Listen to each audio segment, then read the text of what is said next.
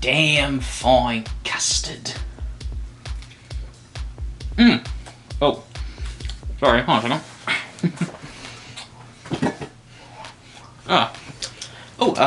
Hello everyone. So, sorry. I'm Thomas McClelland from Wilbur Studios, and it caught me in the middle of lunch, unfortunately. So, since you're all here, I might as well explain what I've been up to recently. So, nothing too crazy. I just came back from a expedition to Skull Island. It's southwest of Sumatra. You've probably heard of it. I was looking for a giant gorilla there, but I couldn't find it. So instead, I went and looked for the Sumatran rat monkey. I looked for days and days. Came across these weird native tribes, and looked like a mixture between the Maori and the tribes from a cannibal Holocaust film, pretty much. But after a few days of searching, I found it. Hideous little bugger. Almost as ugly as a Smeagol. So, put it in a cage. I helped to get it to right here in London, Ontario. And now he's broken out and causing a little bit of a zombie apocalypse outside my window. You can probably hear them right back. How you doing, guys? Jokers. So, since I'm trapped in here with this nice little Portuguese tart right here, I thought I'd like to talk to you about what is honestly the most underrated film of all time, Braindead, or Dead Alive as it is in North America, done by the man, nay, the legend, Peter Jackson. This is really good. This is. So, I usually like to start with a little backstory, but this is a very particular backstory. Basically, it's a backstory about, honestly, one of my most favorite filmmakers of all time. I want to do this for a while now. So, young Peter was born in Pelican Bay in New Zealand to British immigrants, and when he was a young boy, a friend of the family gave him his own 8mm camera. Now I remember filming with those. Those were fun to film with. And ever since he got that camera, he's always been filming, which I find extremely admirable, to be honest. So, every time he would do anything on the weekends, he would always film with his friends.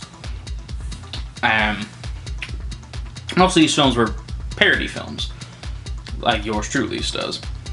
And he said the main inspiration for a lot of them were Ray Harryhausen films, some of the early Bond films, stuff like that, pretty much. And he filmed a lot, but unfortunately, that filming wasn't paying the rent. So he had to basically do something that's always hard for any filmmaker. You have to set aside your dreams and work for a living. He worked at, I think it was some sort of office in New Zealand, where he would kind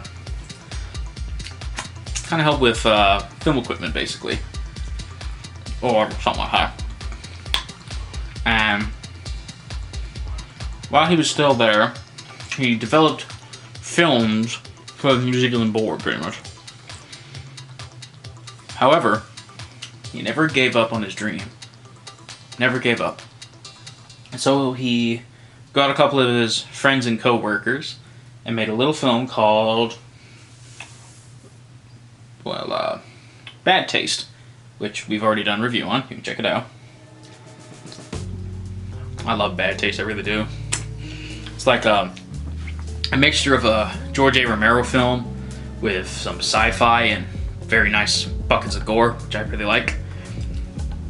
And then after that, he also made another. After that film was shown at Cannes and was declared one of the most goriest films of all time, he followed that up with another film, Meet the Feebles, which is rated S for Sexy Hippo. Don't ask. And while he was doing that, well, I forgot to mention, before he started that, he also met a woman when he was doing Bad Taste. A woman who was brought in to do last-minute screenwriting, Fran Welsh, which would later be his partner. And they're still partners today, pretty much, which I freaking love, actually. It's kind of cute. And so, after he made Bad Taste and Meet the Feebles, he was sort of like a hot commodity. Then, because of that, somebody brought him a script, which him and Fran later did co-writing scripts with, pretty much. And that was Braindead. Now, it's called Braindead over in New Zealand and most of the world, including Europe. But for some reason, North America, it's called Dead Alive for some reason. I don't know why, it just is. It's not confusing or anything. Cool. Now that's out of the way, let's talk about the film. And I gotta admit, I have a theory that before Marvel or most films today, Peter Jackson was setting up his own cinematic universe. Because when the film opens, it opens up on the island of Skull. You know, Skull Island. And that's where they find the Sumatran rat monkey, pretty much. And not only that, but that Sumatran rat monkey has appeared in other films of his. It's mentioned from here to there in a few things. The most biggest one, though, is when Peter Jackson made his 2005 version of King Kong. If you look in the background of the animal storage cages, it's the same cage with the same thing. Beware, Sumatran rat monkey, pretty much. And if that's not weird enough, in Tintin, when he meets Captain Haddock, well, Haddock screams out when he sees Snowy, "Hey, it's a giant rat of Sumatra!" Pretty much. All we just need is maybe some hobbits, and we'll be right trained, pretty much. Who knows? Maybe even the rat monkey will show up in that new King Kong vs. Godzilla film. I tend to doubt it, but you never know. So, what is the Sumatran rat monkey? The Sumatran rat monkey is a little stop-motion rat that looks like Gollum after he did a few bits of crystal meth, pretty much. And the rat monkey, supposedly, was the result of these little rats that came off the slave ships and raped all the little tree monkeys. And apparently they're even used in some black magic rituals. Ooh. So, there's that. And they bring it to Wellington. The cultural heartland of New Zealand culture, pretty much.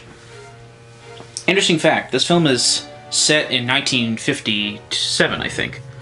And I kind of think that's an interesting thing. It kind of looks like, well, if you have seen any Tim Burton films, you know how his films usually have either a gothic aesthetic or a suburban kind of setting. Well, in this we get the same thing, but with a more New Zealand twist to it, pretty much.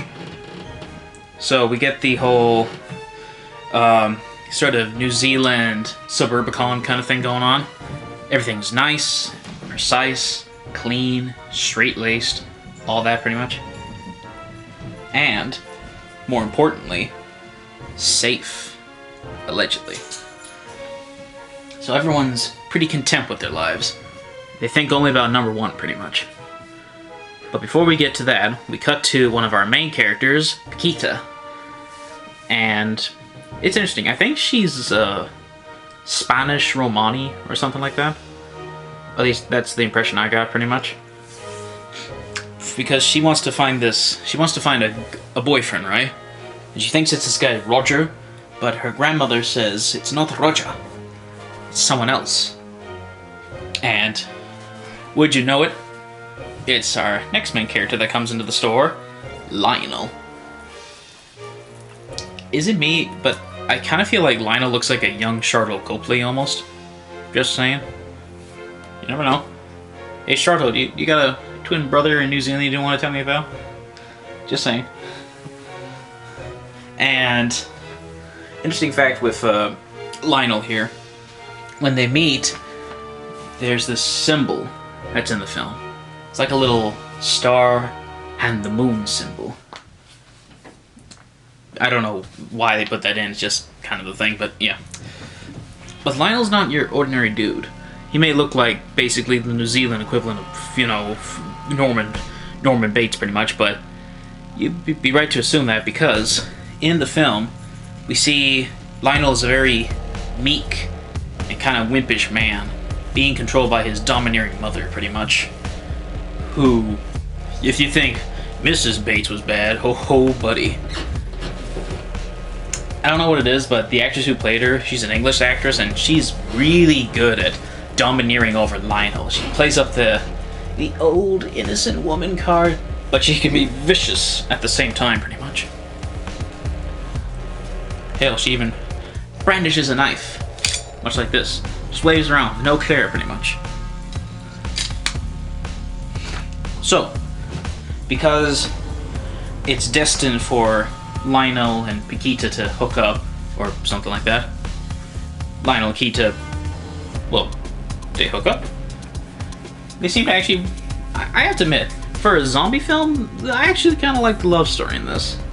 The love story it doesn't feel too forced in, and it feels kind of natural with the actors. They got great chemistry, and they work off each other really well, and I really do feel like the way that it's focused on them, it doesn't feel half-assed pretty much, as some things like. It kind of reminds me of Shaun the Dead with the chemistry between Liz and Shaun, but in this case it's with these two characters, which is really good. But Lionel's mother doesn't want that woman around pretty much. She even stalks Lionel around, trying to figure out what he's doing. Very surveillance-like. They go to the zoo, where we learn two things. One, Lionel's dad apparently drowned accidentally, and the little rat monkey is right here. And after Lionel's mom gets bit in the arm, prompting a very earnest, "Holy shit!" Pretty much. So, she gets bitten, and unfortunately, she develops zombieism.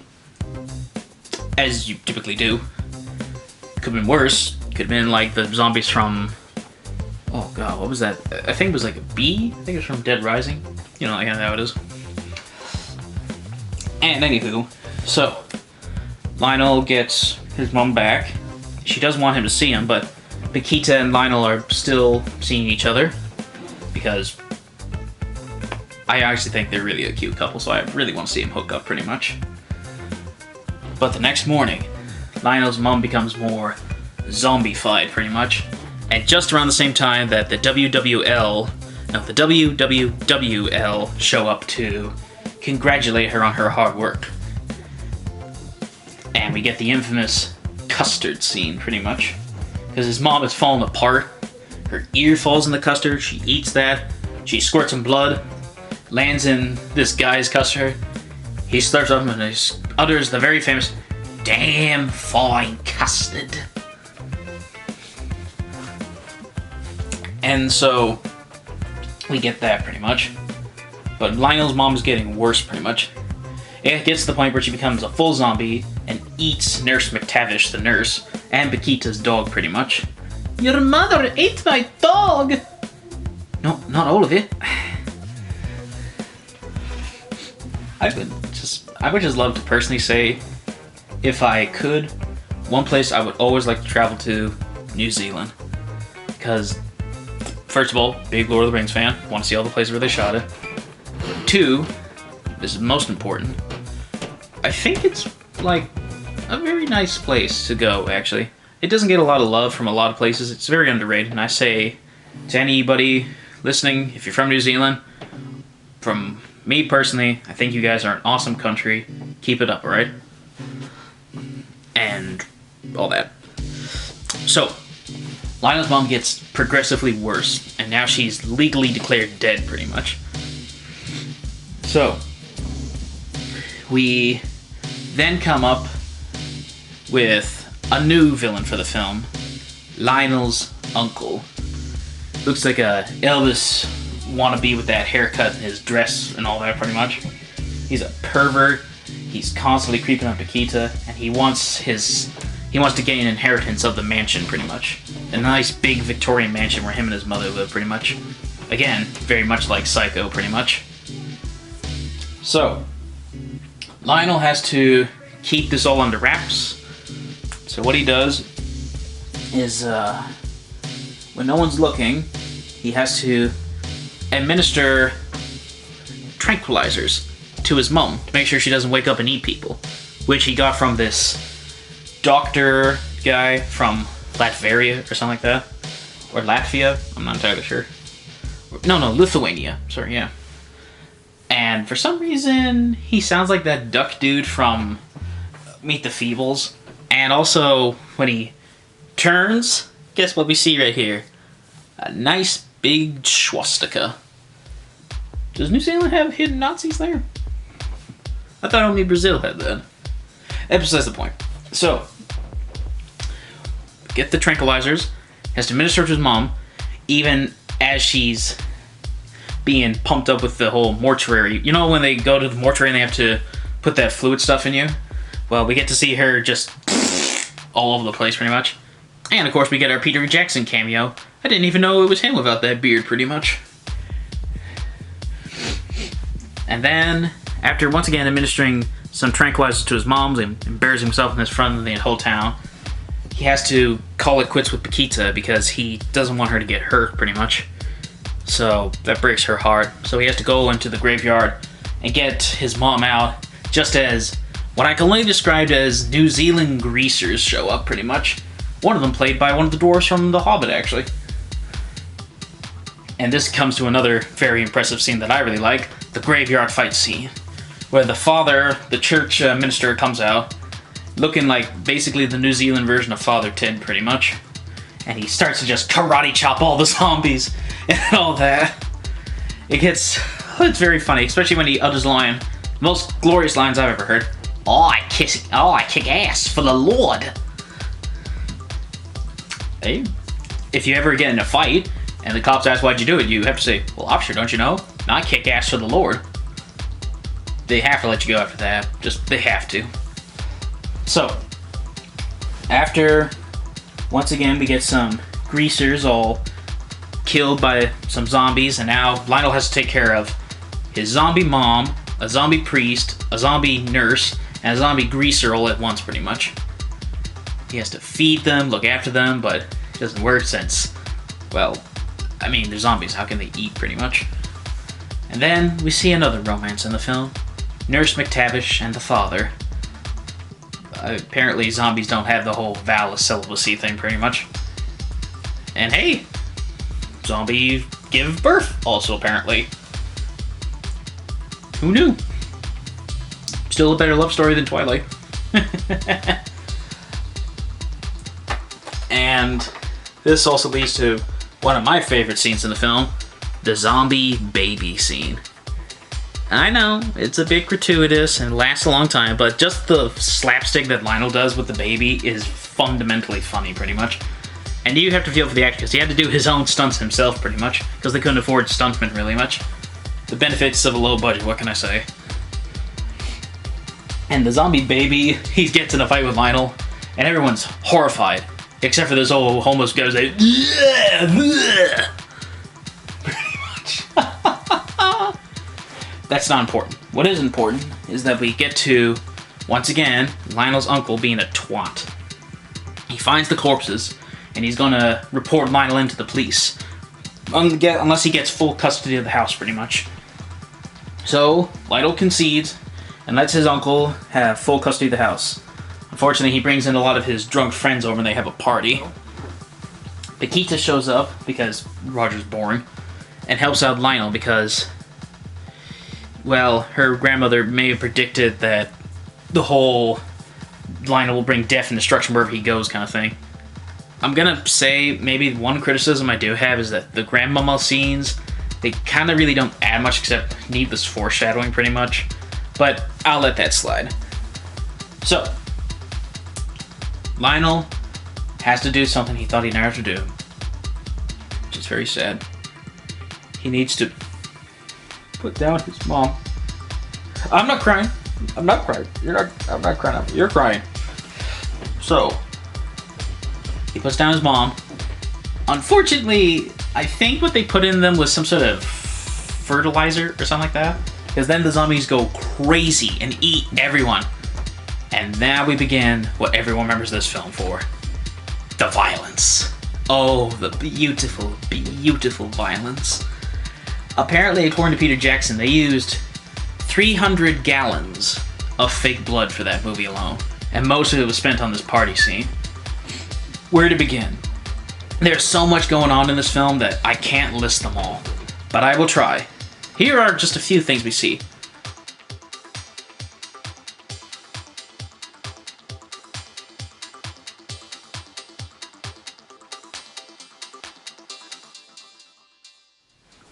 I'd like to mention also by this point that one of Peter Jackson's big inspirations for this films was a man that me and him both equally love, Sam Raimi. And boy, can you tell, pretty much. Just saying, Petey, Sammy, maybe team up, give us a little something there? Please? Pretty please? Ah, no, I can. And while this is going on, Lionel's uncle has gone full crazy and he wants to rape Paquita and also kill all the zombies, so he gets out a butcher knife and a meat cleaver and just chops them all up pretty much. Which, I gotta admit, for a big guy like him, I didn't think he could do that pretty much. But learn a new thing every day. And just so much is going on. You guys really need to watch it. Please, I implore you to watch that scene just to get the full experience. While this is going on though, Lionel is in the attic and he finds something. Some human skeletons. It's of a woman. And now Lionel finally calls back the memory of the day his father drowned.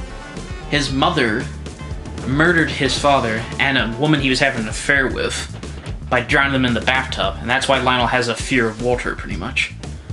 So, I hate to keep bringing up Alfred Hitchcock, but it's very much a whole Freudian thing right there, maybe, or something like that. Give or take a few things. Speaking of moms, we then get what I can only describe as Momzilla, pretty much. She shows up, she murders Lionel's uncle by making him into what I can only describe as something from a David Cronenberg film, pretty much. And then Lionel's mom just... how to describe what she looks like? She looks like she's turning into the rat monkey herself if she was pumped up with an air pump thing, pretty much. With big shaggy tits and a huge buttocks and all that. And long nails like the lady from a Bag Lady thing. So, through all this, Lionel finally does the impossible. He makes himself into what I can only describe as a cross between Ash Williams and Shaun of the Dead, the ultimate zombie killer, by doing one thing and one thing only: killing them with a lawnmower. This was kind of foreshadowed a little bit with the whole camera angle with the lawnmower thing, but it finally happens. He comes in, stares the zombie horde straight in the face and says, "Party's over." And he kills them all with relentless fury. But then Mom shows up and he has to finally confront her about what she did, pretty much.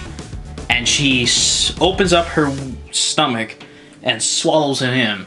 Again, maybe a little too Freudian for my taste. But thankfully, Paquita brought that star and chain thing, so Lionel punches his way out, whole gallons of blood spills out, and he escapes, burning down the house of depravity at the same time. Even the zombie baby doesn't make it. We'll say a little prayer for him later. Okay, that's done. So, Lionel's his own man now. He takes Paquita, throws away the star thing, and walks off in the distance. Perfect. So, there's a lot to say about this film, so I'll try to keep it brief, but I can't promise you everything. I'm not gonna lie, this is the best film I've maybe ever seen. And I personally love all of Peter Jackson's works, even the stuff that maybe not too much wouldn't work. But I've always loved Jackson as a filmmaker as a whole, because the way he approaches films is he doesn't want to make something overly artistic or too pretentious. He just want to make an entertaining film. And at the end of the day, what more can you ask for, pretty much? I mean, sure, yeah, you have some stuff for saying a message or good storytelling, but at the end of the day, entertain the public, and they will love you for it, as I say. And he does. He entertains them so much with this film. Like, I can't do it justice by giving it a review. You really guys, everyone should watch this film. That's what I say. Unfortunately, when it came out, it was a bit of a box office failure for Peter Jackson, and he only just got back in the game when he started making films like The Frighteners and Heavenly Creatures, and, well, you know what happened after that, Lord of the Rings. But even today, people consider it one of Jackson's most underrated films, pretty much. Even when he won his Oscar, he thanked the movies that he made, including movies which he knew would never get it, like this one. Personally, I say the award for most gratuitous film with a heart of gold goes to Braindead. Braindead, here you go, man. This is all for you. So, yeah, this film was awesome, pretty much. I mean, if I had to criticize something, I could criticize the fact that some of the subplots with Paquita's family doesn't go anywhere. For the most part, Paquita doesn't get used too much in the film, but she really does give up her A game at the end, where she has to fight off the baby and Lionel's rapey uncle, pretty much. And Lionel can be a little too passe at times, but he really does shape up near the end, pretty much, where he gets a spine. Not that kind. And some of the effects may have been a little too over the top, but I love it all the same. Like I say, if you're looking for the most underrated film of all time, give this film a try. You might even like it. Now, final thoughts. I'd have to give this film the coveted 10 out of 10, pretty much. Seriously, you really need to watch this film. So, that's all for now. Don't forget to hit the like button and the subscribe button. And don't forget to hit the bell for notification. Or whatever you want, it's up to you. And if you want to contact us, you can contact us through Facebook, Instagram, Twitter, all that jazz. And if you want, you can leave some comments down in the comment section of some other films we could look at. Maybe say what you felt when you watched this movie, pretty much. And if you want to see any more of our videos, you can check out our channel right here, or also our other channel on Silversmith Productions. And other than that, have a nice day, and wait a minute. Excuse me a minute. Oh, stroof. Okay, change the plans. The zombies have broken through the barrier, so I gotta go deal with them. So, if you excuse me, I got some work to do. Catch you later.